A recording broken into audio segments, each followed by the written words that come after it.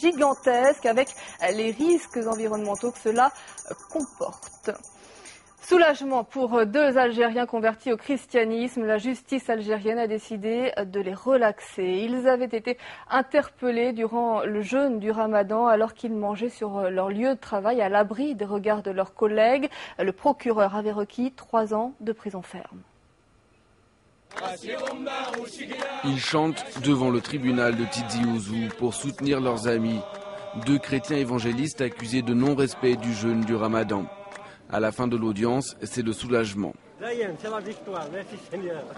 Le juge n'a pas suivi les réquisitions du procureur qui réclamait 3 ans de prison ferme. Aucun article de loi, selon le magistrat, ne prévoit de poursuite dans ce cas. Les deux hommes sont donc relaxés.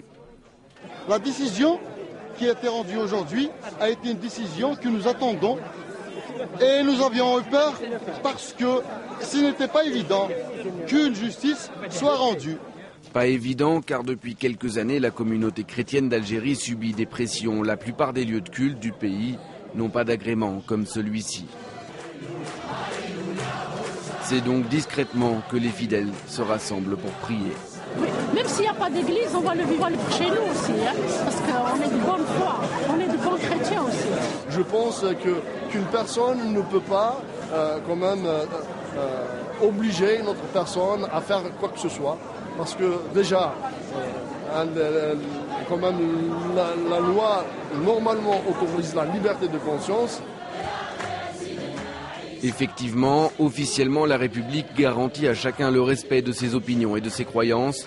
Mais une ordonnance de 2006 prévoit des peines de prison pour tout comportement visant à ébranler la foi des musulmans. Depuis, les procès se multiplient. Plus d'une vingtaine de chrétiens ont été condamnés par les tribunaux pour comportement prosélyte.